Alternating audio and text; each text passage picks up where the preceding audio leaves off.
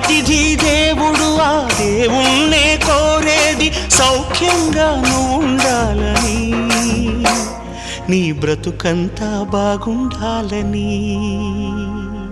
పల్లకిలో పెళ్లి కూతురు రాణిలా ఉంది, మహారాణిలా ఉంది.